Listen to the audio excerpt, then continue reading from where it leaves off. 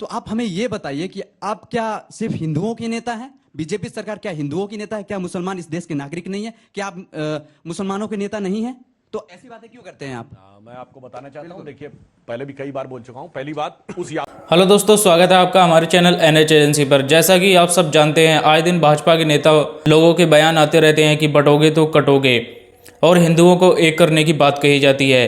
जब डिबेट में यही सवाल एक मुस्लिम लड़के ने भाजपा के नेता से पूछा तो उन्होंने क्या जवाब दिया, आइए देखते हैं पूरी वीडियो। सुधांशु जी, आखिरी सवाल। मेरा सवाल सुधांशु सर से है कि जैसे आए दिन भाजपा के नेताओं के बयान आते रहते हैं, चाहे योगी जी हो चाहे गिरिराज सिंह हो। अभी जो है योगी जी ने कहा बटेंगे तो कटेंगे, और गिरिराज सिंह अभी बिहार में स्वाभिमान यात्रा निकाल रहे हैं। तो आप हमें ये बताइए कि आप क्या सिर्फ हिंदुओं के नेता हैं? बीजेपी सरकार क्या हिंदुओं की नेता है? क्या मुसलमान इस देश के नागरिक नहीं है? क्या आप मुसलमानों के नेता नहीं है? तो ऐसी बातें क्यों करते हैं आप? मैं आपको बताना चाहता हूं, देखिए पहले भी कई बार बोल चुका हूं। पहली बात, उस यात्रा के संदर्भ में हमारे प्रदेश अध्यक्ष बिहार के दिलीप जायसवाल जी स्पष्ट कर चुके हैं कि वो यात्रा भाजपा की नहीं है, उस भाजपा से उसका मतलब नहीं है, वो उनका व्यक्तिगत है। आपने कहा हिंदू मुसलमान की बात, हम मुसलमानों के लिए कुछ नहीं करते। तो मैं बताना चाहता हूं, आज हमने आरिफ मोहम्मद खान साहब को राज्यपाल बना रखा है, और मैं चुनौती से कहता हूं पूरे पॉलिटिकल क्लास में cutting accord the party line, उनसे बड़ा इस्लामिक मामलों का कोई विद्वान हो जो बात कर सके तो मैं चुनौती देता हूं। मैंने डॉक्टर एपीजे अब्दुल कलाम को हम लोगों ने राष्ट्रपति बनाया था।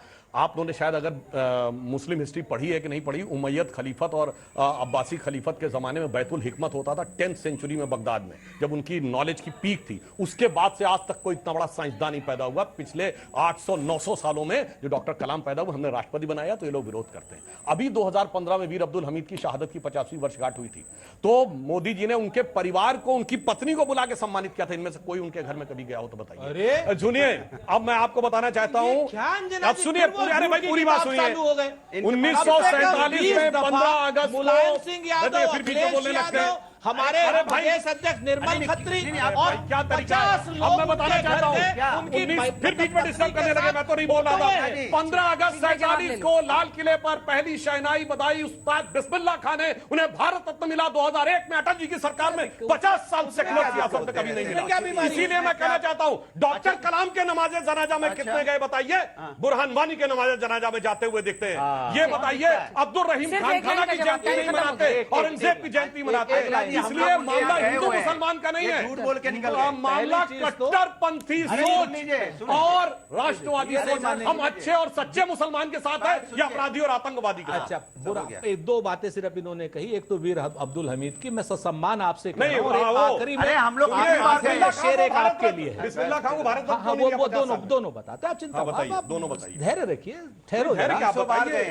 आपको मैं बताऊं, वीर अब्दुल हमीद के परिवार के घर मिलने के लिए cutting cross the party line ऐसा कोई नेता नहीं है जिन्होंने वीर अब्दुल हमीद की पत्नी के साथ मुलाकात न करी हो। उसमें कांग्रेस पार्टी, सपा पार्टी और इवन भाजपा पार्टी।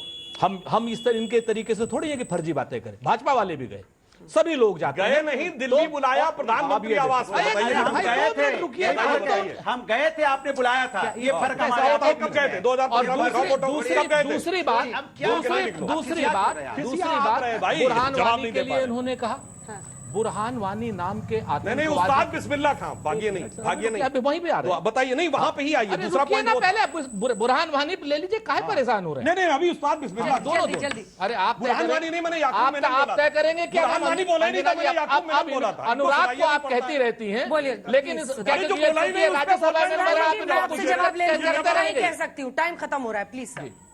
दूसरी बात बुरहान वानी पे बोला ही नहीं था मैंने। बुरहान वानी का इन्होंने कहा नमाजे जनाजा में कितने लोग गए, अब क्या हुआ कि बुरहान वानी के यहाँ 40 लाख रुपए लेकर के भारतीय जनता पार्टी के उप मुख्यमंत्री उनके घर जाते हैं, कहते हैं भैया गलती हो गई, बुरहान वानी गलती से मर गया, आप 40 लाख रुपया ले लो। ये इनका ऑफिशियल स्टैंड है बुरहान वानी नाम के आतंकवादी के साथ, जो मैं पहले भी पार्लियामेंट में बोल चुका हूं।